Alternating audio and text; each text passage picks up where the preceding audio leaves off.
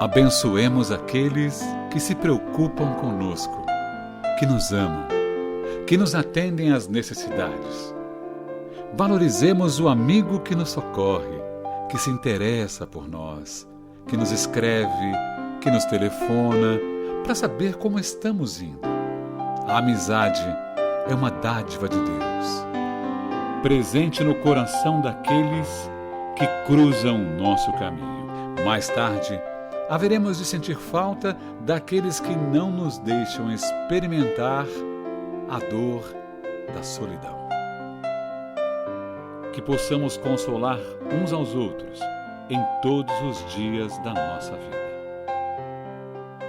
Chico Xavier.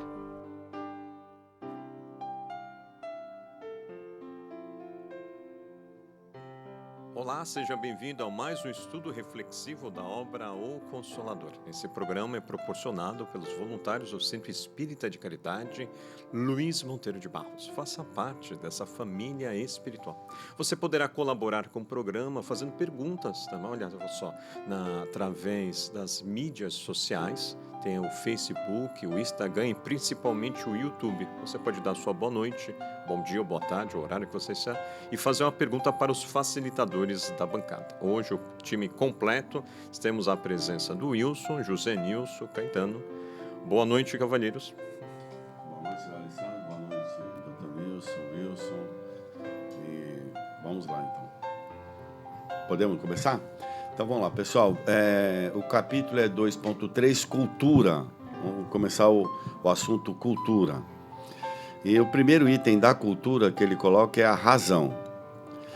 E a questão 97 diz assim: como se observa no plano espiritual o patrimônio da cultura terrestre?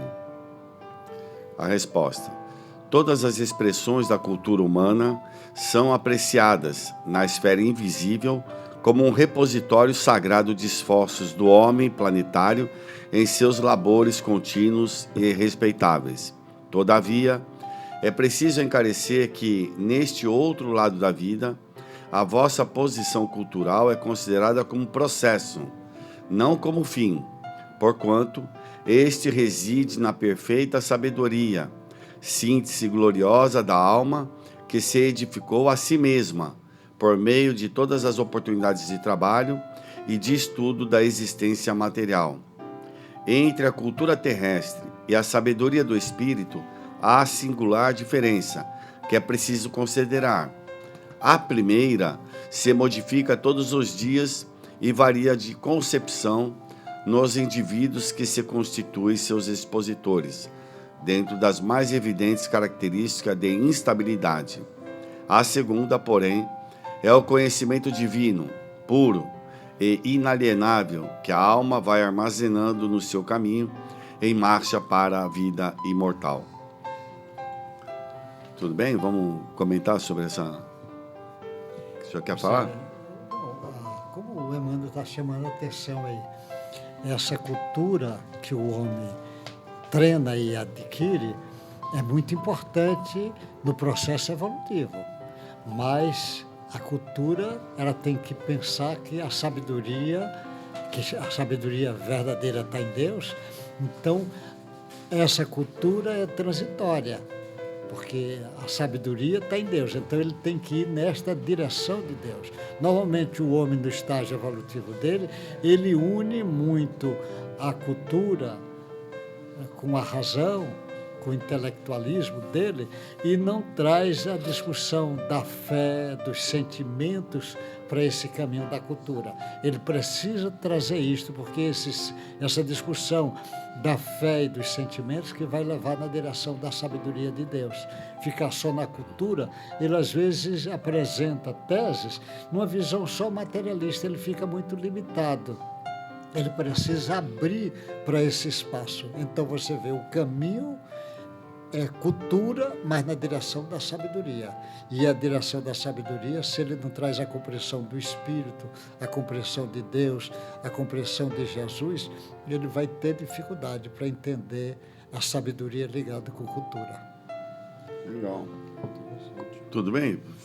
E daquela doutora Maria Lúcia Galvão, Ela tem um vídeo que ela fala sobre o tipo de música que a gente escuta dentro da sociedade. Que a música é uma forma da gente se conectar com a espiritualidade ou a gente ser arrastado para turbilhões mais egóicos. Então ela fala assim, olhai o tipo de música que uma sociedade gosta, que você vai ver o nível de desenvolvimento dela. Ela explica isso de uma forma muito bem. Quer dizer que tem música melhor ou tem música pior? Quer dizer que eu não posso escutar uma música, às vezes, que a espiritualidade não classifica, talvez, às vezes, como algo tão sublime como uma música clássica, por exemplo? Não. Cada um de nós é atraído pelaquilo que gosta, pelaquilo que vibra, pelaquilo que sente. É dito para nós que determinados tipos de sons, determinados tipos de músicas elevam a nossa vibração. Então, se a gente, dentro da cultura, que nem ele fala, né, como é que é vista essa nossa cultura, como é que é visto esse nosso desenvolvimento. Então, eles observam a gente que são etapas que a gente está passando para o nosso desenvolvimento, para o nosso aprendizado. Mas como todo estudante em aprendizado, numa escala evolutiva, todo estudante almeja cada vez uma graduação mais alta. Então, a gente tem que procurar fazer esforços sempre para melhorar o nosso nível intelectual, o nosso nível moral, para que a gente tenha um equilíbrio de aprendizado. Então, ele chama a nossa atenção aí para isso também. Legal. Não, e a própria ciência trabalha com isso. A ciência sabe que ela é limitada, né? Então ela vai criar modelos para tentar justificar o universo. Então está aberto para isso. Agora, uma pessoa, às vezes, como falou o Sr. José Nilson, que fica preso ao intelectualismo, ele se transforma num fundamentalista e aí não abre, né, brecha para desenvolver a sabedoria, né? Ainda a razão está muito alicerçada em evidências, né? Como as nossas evidências são todas ainda materiais, né? A gente é da esfera física, mas pega um artista um pouco mais já que tem uma espiritualidade maior, ele transcende não só numa poesia, numa música, numa arte ou até cultura, né? Já diferente. Então, vamos ver o que ele fala aqui na 198. Ele fala assim: pode o racionalismo garantir a linha de evolução da Terra? Pode. Por si só, o racionalismo não pode efetuar esse esforço grandioso, mesmo porque todos os centros da cultura terrestre têm abusado largamente desse conceito. Nos seus excessos, observamos uma venerável civilização condenada a amarguradas ruínas. A razão sem o sentimento é fria e implacável como os números. E estes podem ser fatores de observação e catalogação da atividade, mas nunca criaram a vida. A razão é uma base indispensável, mas só o sentimento cria e edifica. É por esse motivo que as conquistas do humanismo jamais poderão desaparecer nos processos evolutivos da humanidade. Legal, aí fechou, né? Mais ou menos completou aí o que estava sendo dito, né? Quando ele fala do humanismo que não pode sumir, né? O humanismo está chamando a gente a despertar do amor. Porque muitas vezes aí é só a parte da razão, a gente se desconecta aí do amor e às vezes quando você age muito com a razão, você toma às vezes atitudes que às vezes não vão ser muito assertivas. Lá na frente a gente vai acabar se arrependendo. Quando a gente age pelo amor, né? Às vezes você vai sempre ali pensando em ajudar e auxiliar e não fica pensando só em si. Então ele fala, o final, a culminância vai ser sempre o amor. Eu acho que é o primeiro caminho da gente e é o caminho final. Quando a gente entender isso, é onde a humanidade ela vai realmente andar de mãos dadas através desse conceito. Interessante, eu estava vendo agora, lembrando, porque Jesus fala assim, vigia e ora. Vigia e ora. Ele fala que a razão ela é indispensável, é uma base indispensável. Dentro do processo de evolução, faz parte essa razão, faz parte. Porque ainda a gente não tem capacidades maiores para granjear pensamentos mais elevados, edificantes. Nós ainda estamos na base mesmo, indispensável, né? Mas nós vamos a caminho do amor, aí, da espiritualidade. Então, é bacana isso aqui, né? Por isso que Jesus falou, vigia, Porque não é fácil, não. Esse período aí é um período de provações, de expiações, é um período duro, vigia. E ora para você se sustentar, né, nesse caminho do bem, né? Fala. É por isso que às vezes confunde as pessoas, porque essa parte humanística é importante no processo evolutivo, mas não é o ponto final. Não. E as pessoas pensam como ponto final. Igual, por exemplo, os direitos humanos. A ONU, quando se organizaram e criaram o Código dos Direitos Humanos, foi um grande salto. Mas tem pessoas que pensam que o direito humano é o ponto mais alto. Aí começa a defender, não, o bandido está preso porque é culpa da sociedade. Ele está pensando num olhar pequeno e ele acha que é o ponto mais alto. Faz parte desse processo de evolução. Então, vai se humanizar para depois espiritualizar. Tem um filósofo argentino que ele tem uma visão espírita, o Mariotti, já desencarnou. Ele dizia o seguinte: a democracia é um grande sistema político para a humanidade. Ele disse, mas a humanidade do futuro ela será espiritocracia. Olha o termo dele, espiritocracia. Ou seja, ela é muito maior do que essa democracia que eles estão chamando. Democracia é o governo do povo. Espiritocracia é o governo já com as bases de Deus lá do Espírito. Ela vai nessa direção, mas no momento, você falar em democracia já é um salto. Como falar em direitos humanos é um salto, mas ainda essa escada tem mais degraus. E as pessoas acham que está no último degrau da escada. Não, tem mais degraus. Essa frase do Mariotti é muito interessante. Espiritocracia, ou seja, a sociedade vai entender que é o espírito que tem que predominar no caminho. Aí ele vai ter outra visão nova, que é a que Jesus vai ensinar para o povo.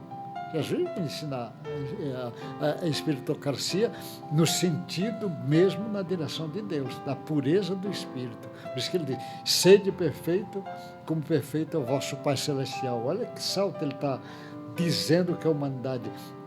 O ponto final é esse, ó.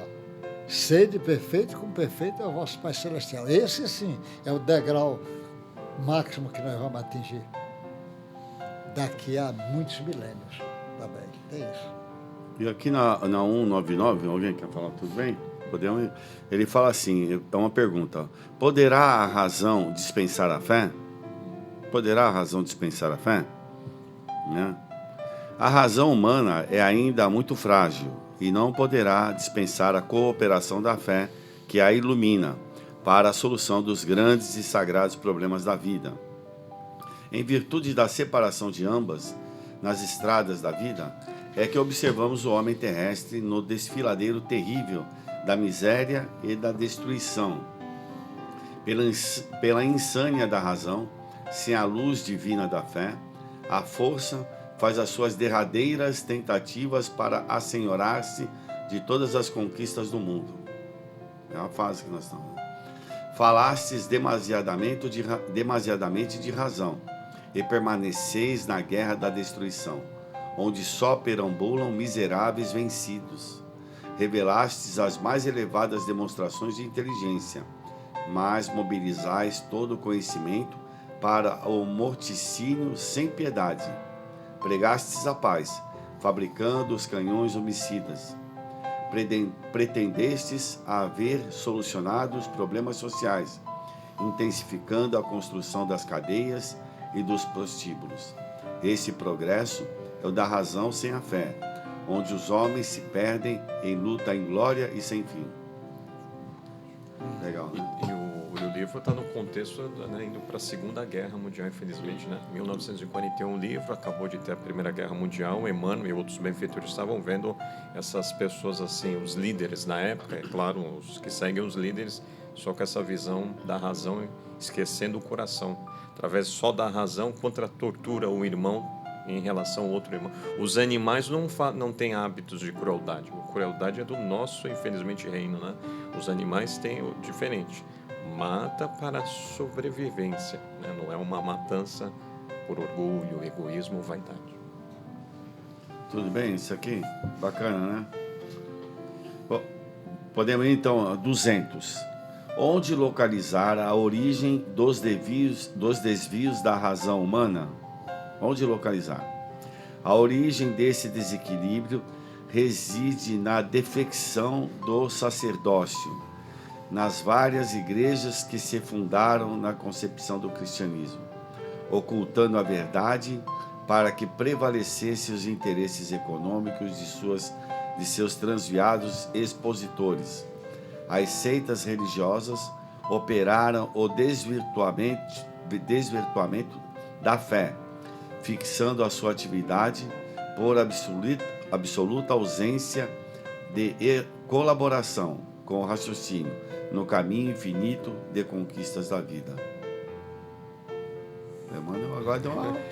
O Emmanuel é danado, né? Ele está chamando a atenção porque ele está dizendo o seguinte: Eu falei até a religião era para trazer a fé para a razão. E a religião, por interesses de alguns membros dela, ela desvirtuou isso. Isso dificultou o avanço. Já tem muitas pessoas que dizem: eu não quero saber de Jesus porque eu estou vendo os seguidores de Jesus como é que faz. Na realidade, esses seguidores estão dando problema. Só que esses seguidores não são Jesus. São caminhos aí que está perturbado. Você vai seguir Jesus e não os seguidores. Por isso que dá confusão na cabeça deles.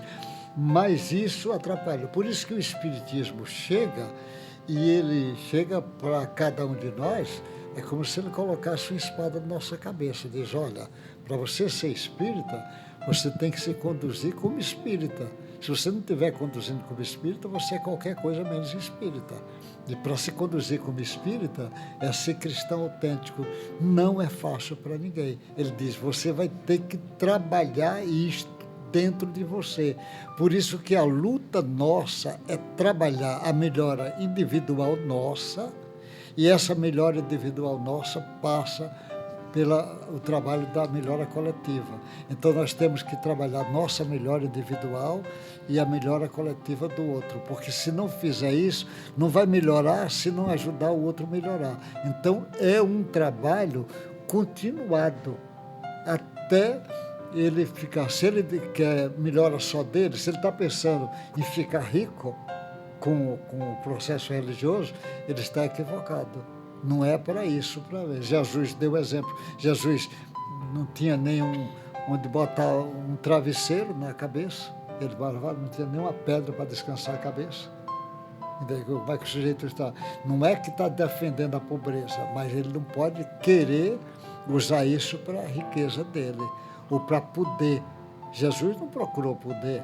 O camarada chega aqui, entra na religião porque ele quer ser deputado, quer ser prefeito, quer ser governador, para ele ter cuidado com isto. Agora, como reverter esse quadro de uma forma não individual, mas institucional? Será que isso vai... Institucional só com correr de muito tempo para isso virar, porque o homem é muito fácil de se atrapalhar. Vê um exemplo, por exemplo, nossa Constituição de um país é uma coisa bela, é um salto. A justiça existe aqui, existe a justiça ideal. A Constituição vai levando nessa direção. Mas olha a Constituição nossa. Daqui foi o Congresso que fez. Olha os nossos ministros do Supremo, que é para interpretar a Constituição. Olha o cara criando as teses, que é a tese que não foi criada aqui, vem de fora, que o cara pode interpretar a Constituição. Cada ministro pode interpretar. Então, nós passamos a ter 12 Constituições. Uma Constituição que é a verdadeira e 12 porque cada ministro tem uma Constituição na cabeça dele, porque ele pode interpretar. Isso é coisa do homem. Você vê que o homem é fácil. Não é para interpretar, mas já cria a tese que pode interpretar. Não estou dizendo que está errado, é uma tese. Só que eu acho que a tese está equivocada. Aí o cara diz: não, se você for criar, você corre o risco de errar. Se for um congresso inteiro criando o artigo, a chance de errar é menor. Você entende? Mas é assim, coisa do homem. Não estou dizendo isso na Constituição, é em tudo. Em tudo você vai ver que é assim. O camarada do jeito ele vai interpretando até chegar um dia que ele vai compreender isso. Porque a Constituição de Deus é eterna, não está mudando, não tem interpretação. Até o homem que vai criando. Porque Ela é eu eterna. estava pensando assim, vamos imaginar, lógico, a gente vai falar do quem tem mais poder no mundo, que é a Igreja Apostólica Romana, né? Católica Romana. Se tivesse uma atitude como o Francisco de Assis, né? E lá o Papa falar, pessoal, agora vamos começar a ajudar realmente quem precisa ser ajudado, nós temos muitos bens e nós vamos iniciar um processo agora de caridade, de fraternidade. Seria o ideal, né? Para a gente fazer essa mudança, isso poderia ser relatado, né? As atrocidades que foram acontecendo em nome de Deus, né? A gente assume essa postura para poder iniciar um novo processo de pedido de desculpa, de perdão, e como é que eu vou fazer isso? Essa reparação. Agora a igreja vai começar a fazer todos os seus investimentos na caridade, né? Quanto à instituição, eu pensei assim, que tem que ser através de homens que vão ter essa coragem, como o Francisco teve a coragem de assumir uma postura individual, onde ele foi sensibilizando outros, né? E tratado como louco, né? Ninguém colocava fé nele. E hoje, se falasse para fazer isso, você sabe que causaria uma revolta muito grande dentro da Igreja Católica, porque são homens que estão acostumados com a mordomia, né? Com o prazer ali de ter todos aos seus pés. Na verdade, às vezes não é nem tanto dinheiro, mas é o poder que os cargos trazem, né? A pessoa fica vislumbrada pelo poder. A exemplo aí de médiums aí que a gente vê que se perde no caminho aí, porque acabam sendo idolatrados, psicografa o primeiro livro, o segundo, o terceiro, começa a ficar sendo requisitado, realmente tem dons mediúnicos, mas aí começa a usar esses dons mediúnicos de uma forma para oferir lucros, crédito e poder, fama. E aí, sabe que aí nesse momento abriu uma brechinha para que a espiritualidade ali acaba atrapalhando ainda mais ele, né? É que a gente tem aquela sensação, né? Puxa, vai entrar esse novo Papa aí, agora Francisco, pô, eu acho que agora vai, né? Mas não é tão simples assim, né? Mas ele não deixa de não dar uma qualidade. Por exemplo, esse Papa tem qualidade boa. Ele pensa, eu acredito que ele pensa em ajudar o próximo, pensa em fazer uma série de coisas. Certo. Ele é caridoso. Pensa em defender a mulher que foi abusada na igreja, pensa em defender o homossexual que foi abusado, os negros que foi abusado. Só que corre o risco de colocar os direitos humanos como ponto mais alto. E aí, atrapalhado, o ponto mais alto é o Cristo lá, não é ele. Então, ele tem que entender isso. E isso daí corre o risco, como todos nós conhecemos. O que é que o Espiritismo diz para nós? Assim, diz, olha, os espíritos que vão melhorando no mundo espiritual são aqueles que mais ajudam. Então, ajudar o próximo é um dos caminhos de você ter força. Quanto mais você ajudar de verdade, mais porque quando você quiser ajudar alguém, você tem muitas pessoas para te ajudar. Aí o Espiritismo diz, agora aqui no nosso meio tem que ser a mesma coisa. Então por isso que a Casa Espírita diz assim, Kardec muito feliz quando usa a frase fora da caridade na salvação. Então você pega um centro espírita bem simples, vou botar uma casinha bem simples. Numa casinha simples tem alguém dando passo, pensando em ajudar, reunião de desobsessão, pensando em ajudar, reunião de estudo, pensando em aprender, reunião, às vezes, de vibração, pensando em ajudar, fazendo enxovalzinhos de criança para ajudar, distribuindo cesta básica, nem que seja pouquinho, está ajudando, dando uma sopinha, um café, ou às vezes ajudando numa creche, numa casa. Então ele vai jogando, o cara diz, vai na direção do próximo, que quanto mais você for na direção do próximo, mais força você vai ter. Mas só vai ter se fizer isso com o coração mesmo, sem ter outro interesse. Então ele vai jogando o indivíduo na direção do cristianismo. O espiritismo, ele dá um nó em cada candidato espírita, que ele vai virar cristão querendo ou não querendo. É uma coisa muito interessante isso. Não é? Vamos lá, então, 201. No quadro dos valores racionais, ciência e filosofia se integram mutuamente, objetivando as realizações do espírito, a integração ciência e filosofia.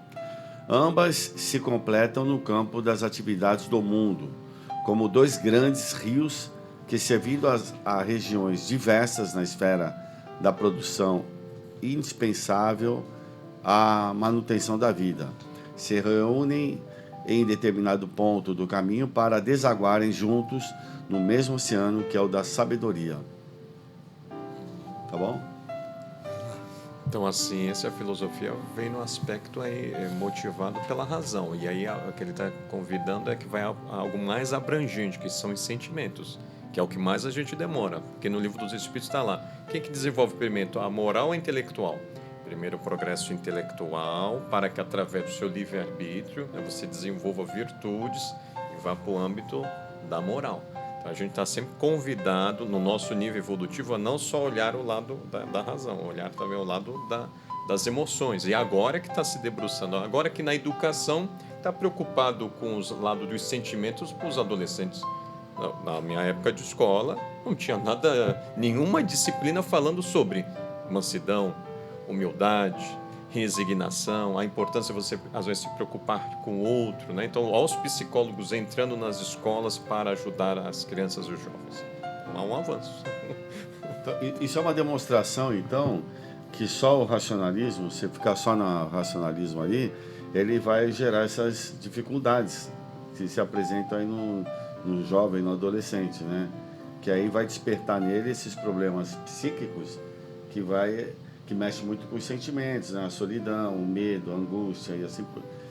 Então você vê como uma coisa leva a outra, né? Então é como se agora vamos despertar, vamos chamar atenção, vai ter que chamar atenção para o pessoal para poder... O que é importante realmente é trabalhar esses sentimentos, né?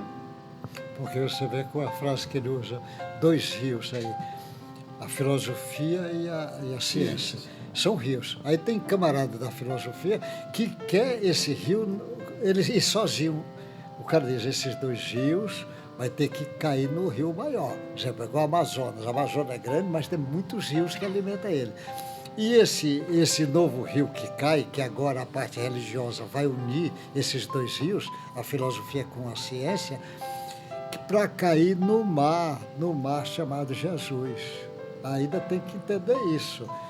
A filosofia vai ter que unir com a religião, porque o Espiritismo faz isto, mas ele não coloca o Espiritismo como o ponto maior. Ele diz, vai cair no mar chamado Jesus. E esse mar chamado Jesus aponta na direção de Deus. Ele ainda não está dizendo que ele é o principal. Ele está dizendo que o principal é Deus.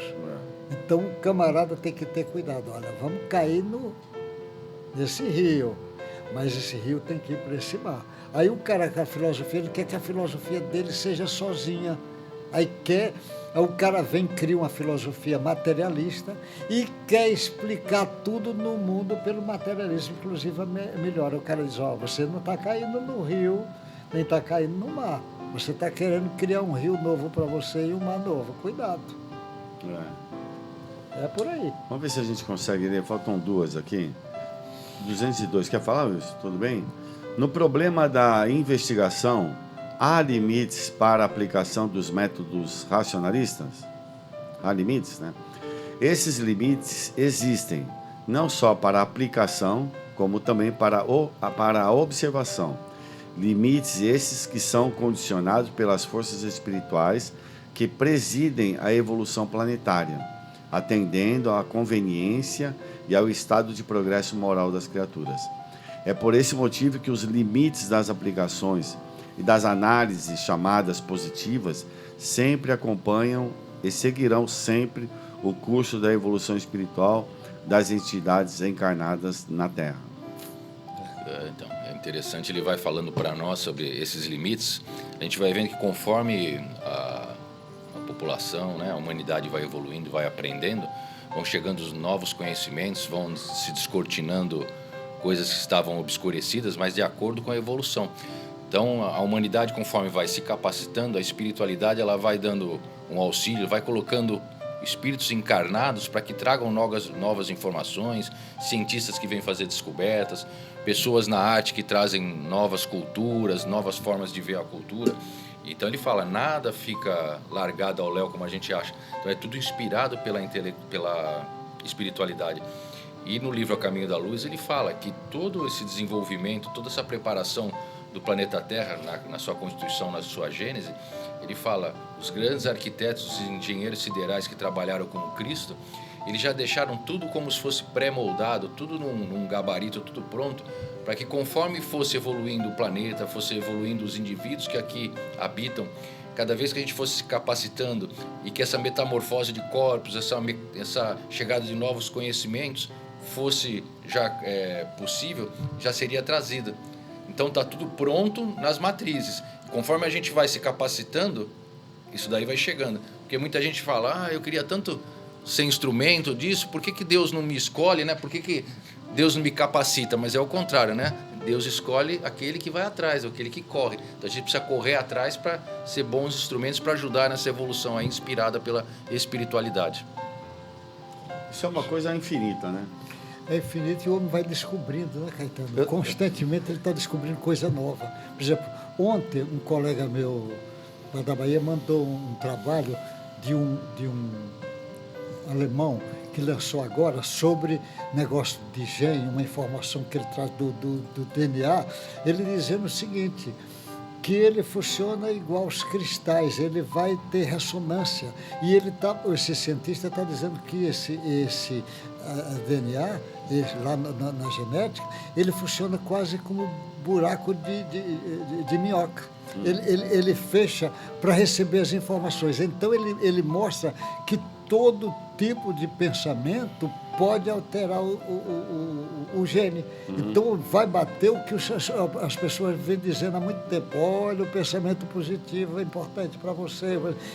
Mostrando agora, o cara faz umas experiências, um tubo, joga o DNA, joga raio laser, a luz alterando, até mesmo quando tira a luz, ele fica refletindo, o DNA refletindo a luz, lá já sem a luz. Ou seja, ele absorveu a luz. Então tudo que você está dando, é uma informação nova, tá? Agora no alemão ainda não tem aqui em português, o cara lançou o trabalho agora, ele dizendo, é uma surpresa para o cara, ele absorve. Então aquela história que o pensamento positivo vai alterar, pode alterar até mesmo o karma, como o pensamento negativo pode alterar. E isso apenas os caras de ciência já começa a dizer isto, e eu acho que ainda está no início, ainda vem mais coisa lá para frente. Porque, assim, pensando de uma forma maior, essa questão da evolução, quantos planetas estão numa condição igual da Terra, estão em condições inferiores, condições superiores, estão numa espiritualidade maior, sabe? Todos esses processos que a gente está passando, e sabe que vai passar. Mas eu estava pensando assim, eu acho que a pessoa, vamos supor Jesus, né, que dirige esse sistema solar. Para ele dirigir esse sistema, ele deve ter feito algum estágio aí em outros sistemas, né?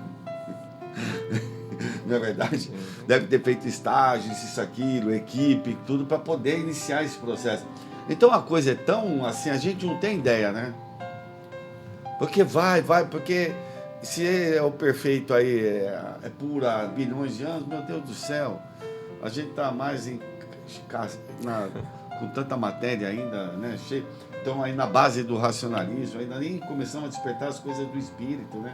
Nós só estamos vendo a coisa da matéria, né? Percebendo só, mas é assim, né?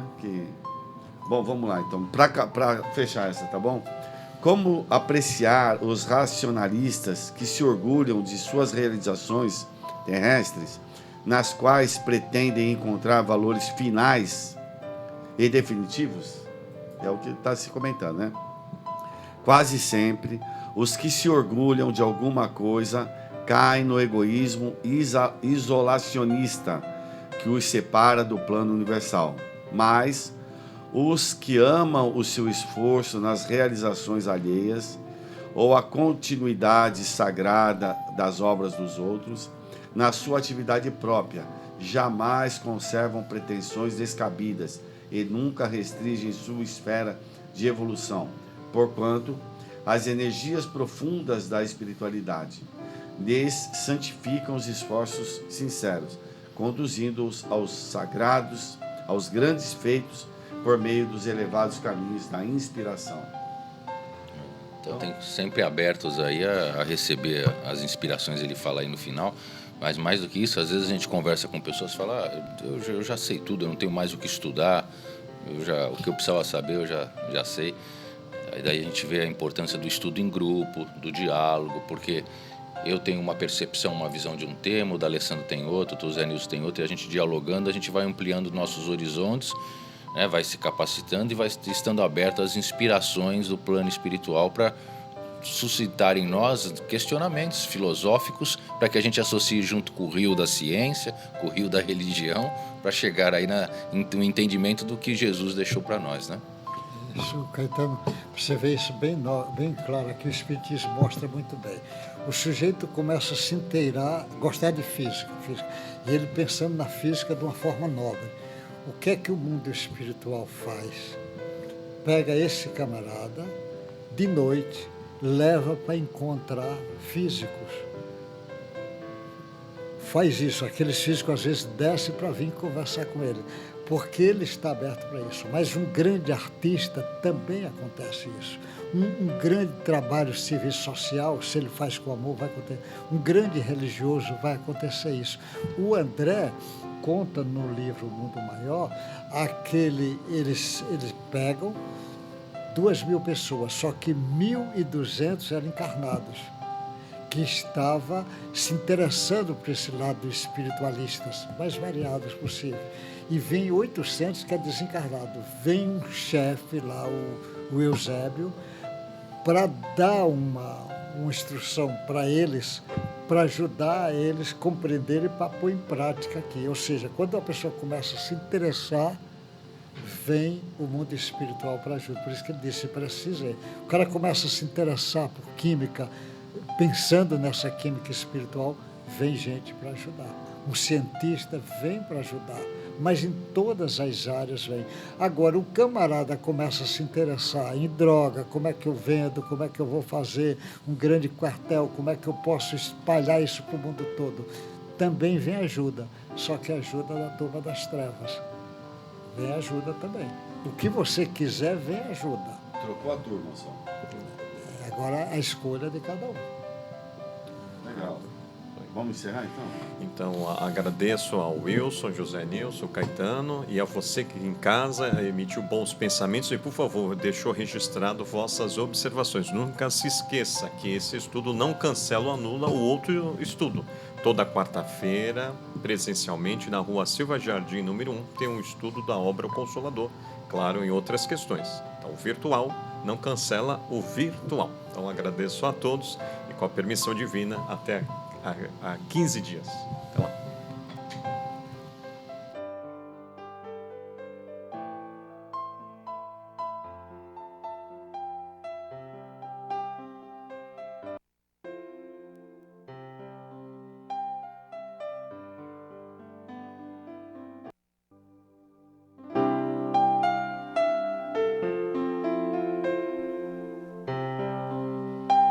Abençoemos aqueles que se preocupam conosco, que nos amam, que nos atendem às necessidades. Valorizemos o amigo que nos socorre, que se interessa por nós, que nos escreve, que nos telefona, para saber como estamos indo. A amizade é uma dádiva de Deus, presente no coração daqueles que cruzam o nosso caminho. Mais tarde, haveremos de sentir falta daqueles que não nos deixam experimentar a dor da solidão. Que possamos consolar uns aos outros em todos os dias da nossa vida. Chico Xavier.